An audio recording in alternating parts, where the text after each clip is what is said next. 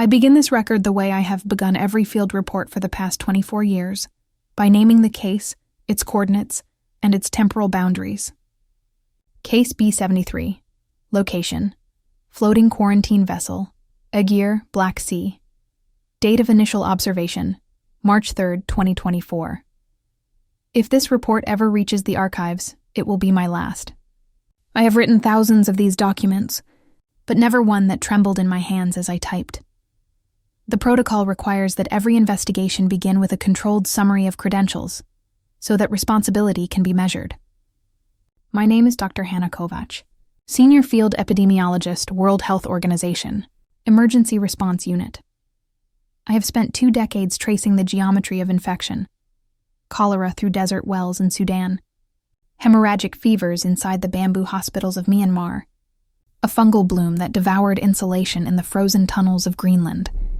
Every case was a riddle written in numbers, and every riddle eventually solved. The method was simple: isolate, observe, record. Emotion clouds pattern. Therefore, emotion is contamination. That belief, my belief, has carried me longer than faith, longer than sleep. The Aegir was meant to be another data point in that long ledger. A decommissioned Norwegian hospital ship refitted into a floating containment facility, its hull painted a dull antiseptic gray. Even before boarding, I smelled chlorine bleeding from the ventilation ducts. The sea wind diluted it only slightly, leaving a metallic taste on the tongue, half ocean, half disinfectant. Inside, fluorescent panels buzzed in uneven intervals. The light flickered through warped polycarbonate sheets, making every shadow pulse. Plastic sheaths divided the hallways like translucent membranes, crinkling each time someone passed. It reminded me of walking through the respiratory tract of something immense and sleeping. 12 crew members, 3 medical officers, 2 nurses, and 1 CDC liaison, Dr. Levan Rostavi, waited on the main deck.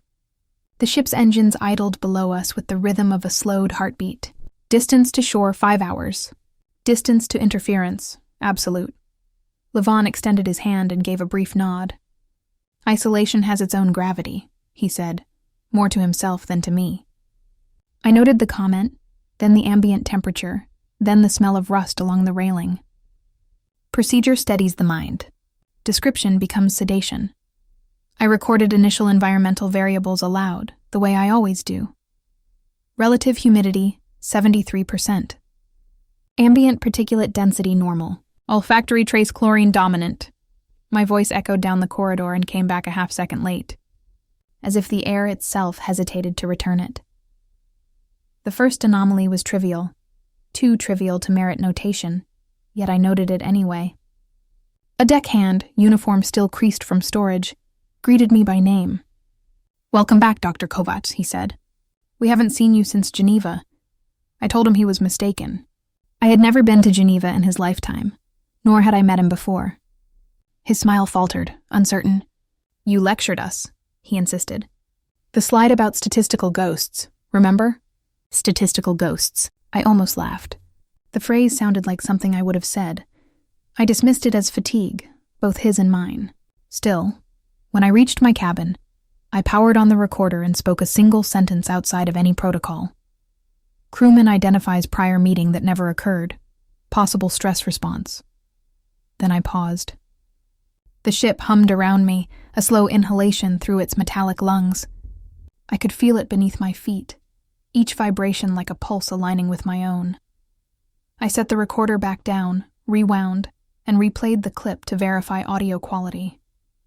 For a moment, barely a breath, I heard a second voice layered beneath my own. It repeated my words half a syllable late, as though the ship itself were remembering them. I stopped the tape, logged the interference as environmental echo, and added one more private note. Begin recording everything. The recorder's red diode held steady. No flicker now. I kept it on my lap like a talisman while the isolation bay pressurized and the inner door unlatched. Negative pressure hissed past my ears, an engineered inward breath, to make certain nothing exhaled from the room without our consent. That is what negative pressure means in simple terms. The room always inhales. The corridor never does. Patient 0 was already seated behind glass. Mila Sandhu, cook's assistant, age 26, temperature 38.7 dec, pulse 104. Her cheeks had the glazed shine of fever. Condensation beaded on the PVC curtain behind her and trembled with the ship's thrum. She watched me as if she were memorizing the way I stood. "Good morning," I said through the intercom. My voice entered the room a fraction late, thin and metallic. "We'll begin with simple questions. Please answer only yes or no." She nodded, then, without waiting, added, "I used to hum when I was nervous." My mother said it sounded like, "Stop." I lifted a gloved palm. No anecdotes. I logged the impulse anyway. Subjects seek the past when the present is unstable. I started with the usual scaffold, context before anomaly. "I'm Dr. Kovács. My task is to understand how this fever moves between people. When we know the path, we can close the doors." I let that sit. People tolerate restrictions better when they understand the reason. Closing doors is more acceptable than blind silence. Vitals, dermal check, ophthalmoscopy through glass. She flinched when the lamp swept her pupils. On the underside of her tongue, I noted 3 pale spots like chalk thumbprints, non-ulcerative, symmetric. I photographed them for the file. "May I tell you a story?" she asked. "No," I answered. "Not today." The first transmission event we confirmed occurred despite that boundary. A nurse in Observation B, mask fitted, distance maintained, reacted to a sentence Mila insisted on whispering, even after I killed the intercom. "The song at my wedding had a broken chord right at the vows." The nurse laughed. Involuntary hand to chest. I know that chord.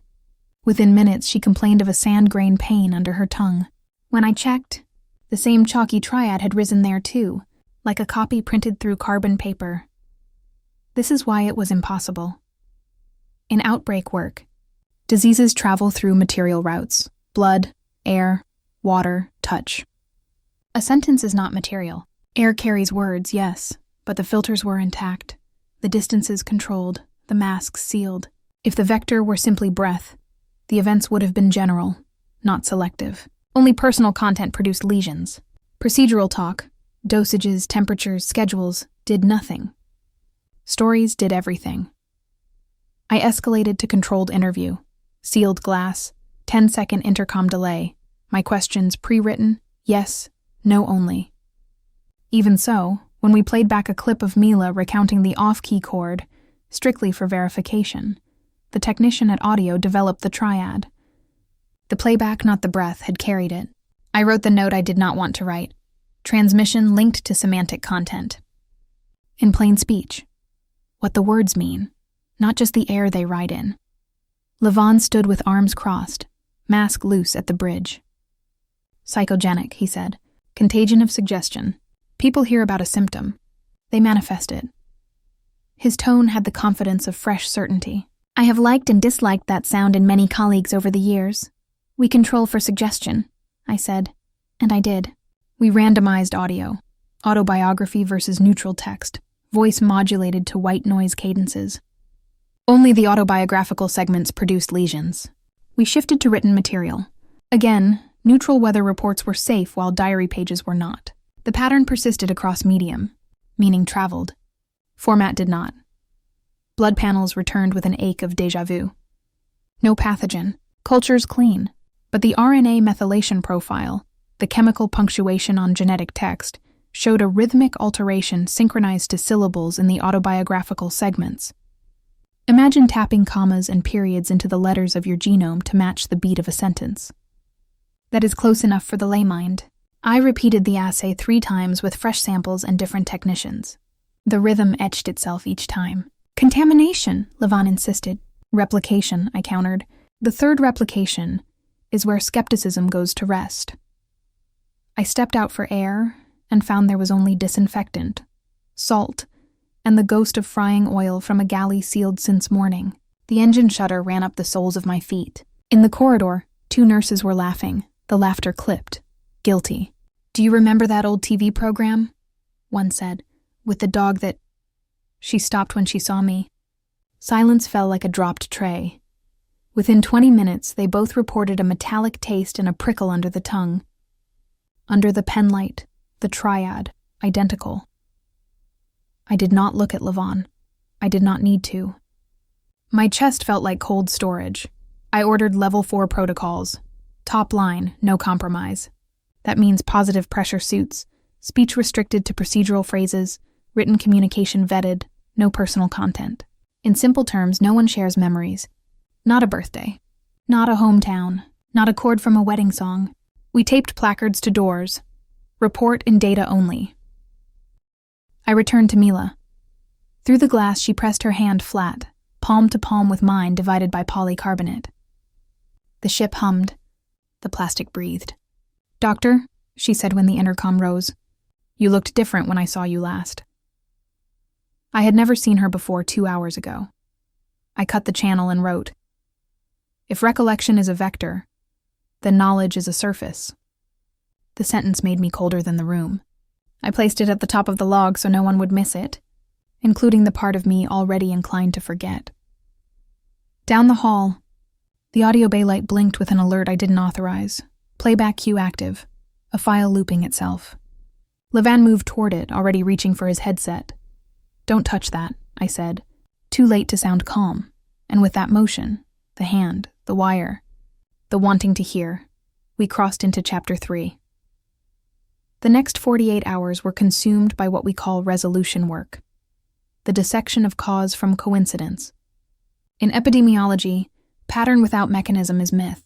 I refused to build myth, even as the data began behaving like one.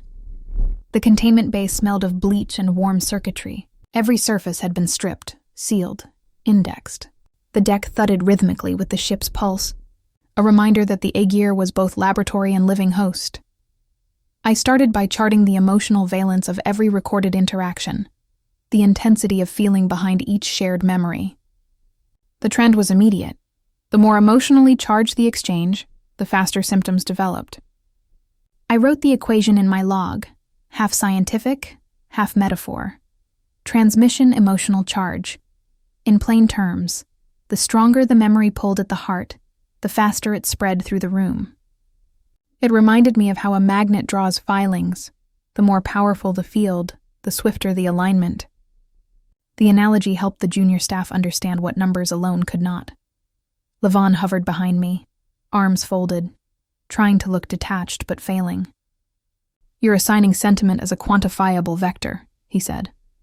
"You might as well classify love as aerosolized." I ignored him. "Correlation precedes comprehension," I replied. It was a motto from my early years, sterile comfort for uncertain data. Controlled experiments, we needed neutral baselines. I printed short paragraphs of weather reports, emotionless, functional language, and had volunteers read them aloud behind the glass. Nothing happened. No fever, no lesions, no mirrored RNA rhythm. Then, I replaced the text with sentences taken from Mila's personal journal, written before the outbreak. Fragments of her childhood.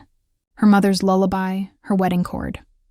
Within minutes, the volunteers' vitals spiked. I watched through fogged polycarbonate as their pulse climbed to 120, the veins in their neck fluttering like thin flags in wind.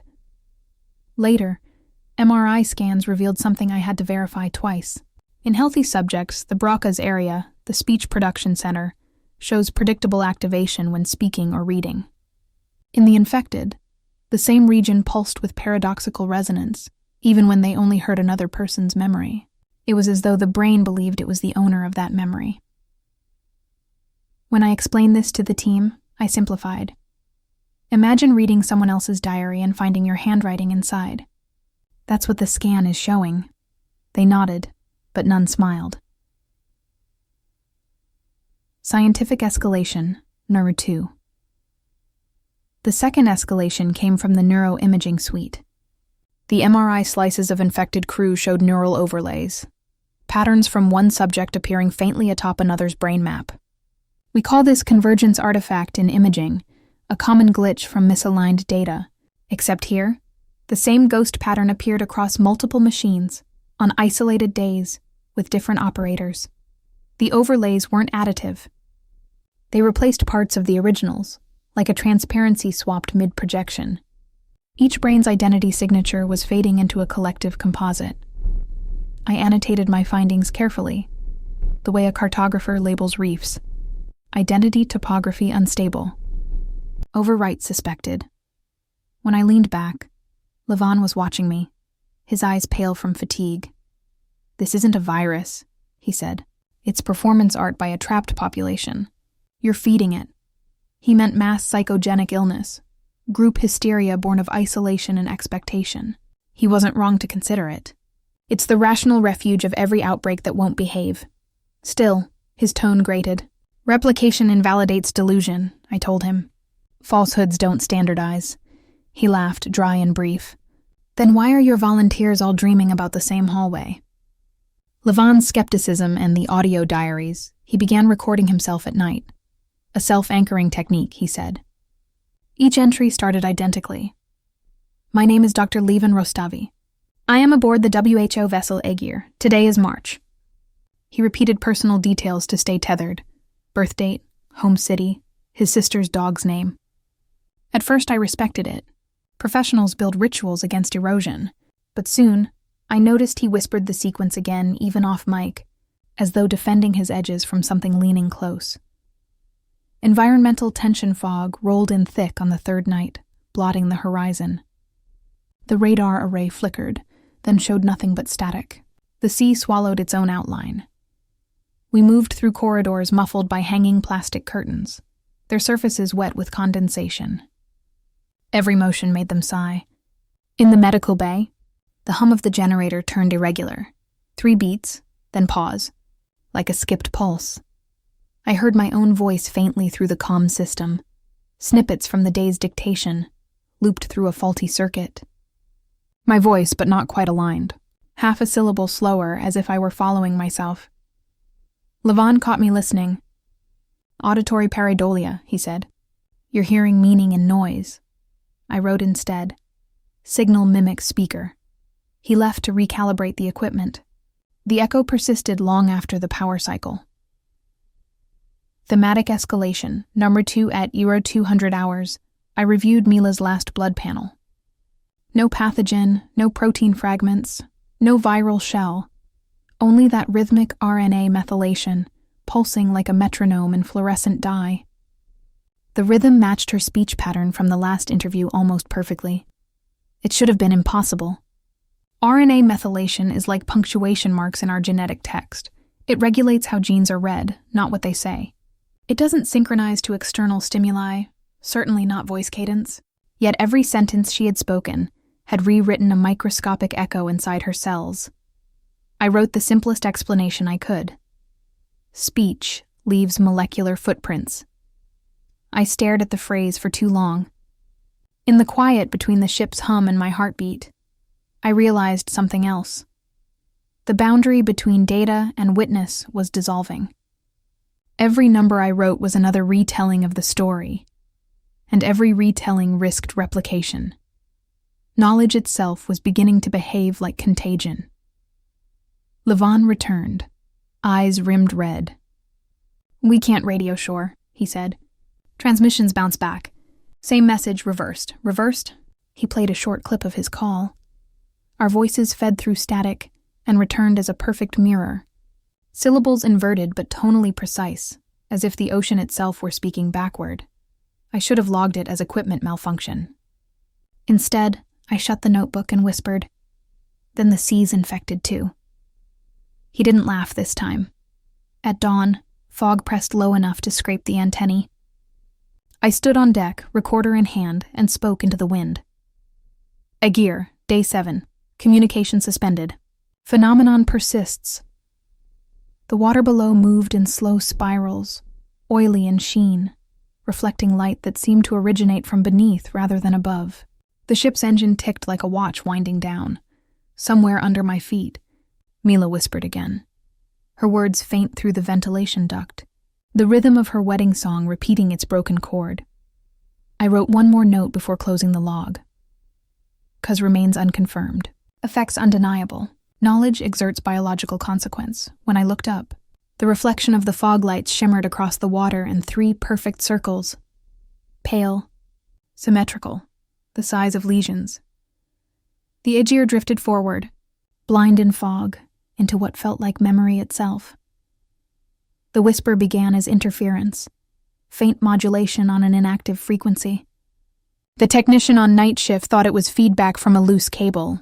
I thought the same, until the waveform displayed syllabic rhythm, 12 seconds, amplitude consistent with human speech. When I slowed the playback, I recognized my own voice. I had not recorded anything. Incident log 14, we ran the test that morning. Technician Radek proposed isolating a blood sample from Mila, stored in vacuum, cut off from any living system, and exposing it to recorded audio of her earlier interviews. The logic was cruelly elegant. If the infection required human context, it would remain inert in a sealed chamber. At 10:14 hours, he activated the speaker. Mila's voice filled the sterile cube, repeating her earlier sentence. The song at my wedding had a broken chord right at the vows. The spectrometer registered a change within 5 seconds. Fluorescence in the sample surged, synchronized with her phrasing. It was not random. Each syllable produced a corresponding flicker, like a cell remembering its own melody. I stood over the readout as numbers rose. "You're seeing mechanical vibration," Levan insisted. "Sound energy, not infection." I shook my head. "Mechanical energy decays. This increased after the audio stopped." He stared at the graph. The line continued pulsing, perfectly rhythmic, as if the sample were still listening. That night, the word recognition appeared in my notes, typed in my own format, but not by me. The autocorrect logs confirmed the keystrokes originated from my terminal at 02:31 hours, when I was asleep. I deleted the word. The cursor paused before the file closed and retyped it. Recognition. The Aegir was now officially sentient, at least in how it reflected us back. Communication breakdown by morning. We'd banned speech altogether.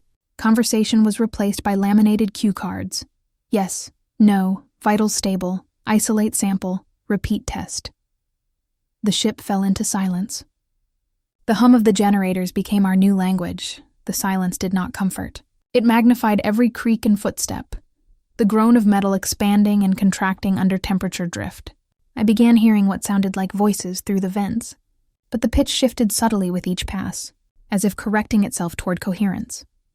Without verbal exchange, the crew grew feral in gesture, snapping fingers, nodding too fast. A simple, misinterpreted motion sent an assistant vomiting into her respirator. Convinced she'd been exposed, Levan wrote on his card, "We're already ghosts." Then below it, smaller. "Without our stories, what's left?" I wanted to answer. Instead, I drew a black line through his words and replaced the card in the bin labeled contaminated materials.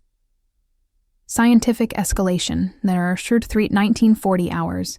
I discovered handwriting in my field log that did not belong to any protocol. The loops and pressure of the pen were mine. The content was not.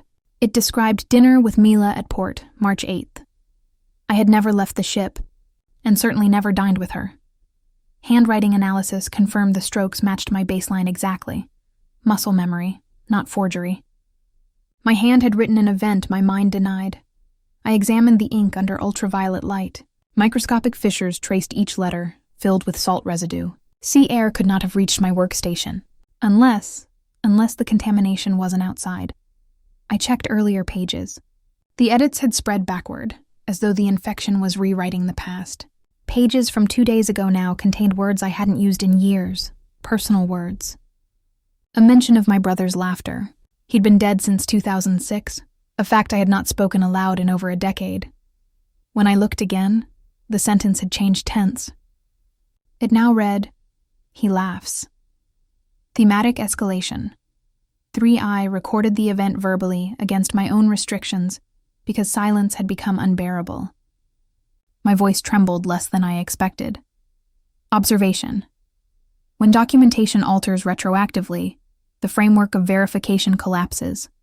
Without temporal stability, science becomes mythography. I stopped, exhaled. In lay terms, I added, if my notes can change, then proof is no longer proof. I leaned back and watched the cursor blink on the monitor. Each pulse felt like a heartbeat. For a moment, I believed it would start typing on its own again. Levan's tape Levan refused to stop recording himself. He claimed he needed continuity, the sense of linear time. I found him in the radio room, microphone glowing, repeating, My name is Dr. Levan Rostavi. I am aboard the WHO vessel Aegir. Today is March. March, he hesitated. March what? When I told him it was the 10th, he frowned. You said that yesterday. He played back the previous entry to prove his point. On the tape, his voice recited identical details, but then shifted. Dr. Hannah Kovács is sitting beside me, it said. We're testing resonance drift. I wasn't there. I had never been in that room during that recording. Levan looked at me pale. Maybe you were. He hit record again. Testing confirmation.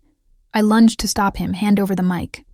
But the machine had already activated playback mode. No delay, no cue.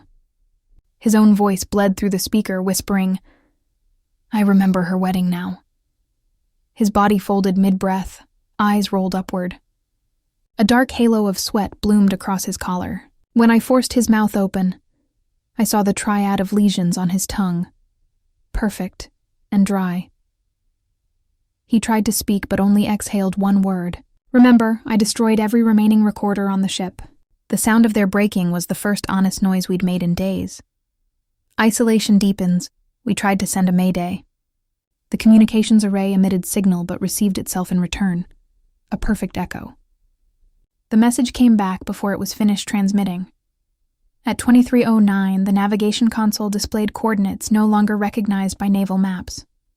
A new log entry appeared, unsigned. Contact established with the shore that was never there. No one admitted writing it. The timestamp placed it at the same second as Levan's collapse. I checked on him twice that night. He was breathing, eyes open, lips moving soundlessly. The nurse on duty said he mumbled phrases in a cadence too regular to be random. She pressed an ear close and heard only her own voice whispering back. We began finding errors in memory too mundane to notice at first. 2 crew members recalling different locations for the same storeroom. The same nurse insisting she'd treated a patient named Anna. No such record existed. When I rechecked our mission manifest, I found my own name listed twice. At dawn, the fog outside thickened into a uniform wall. No horizon, no gradient, just white swallowing gray.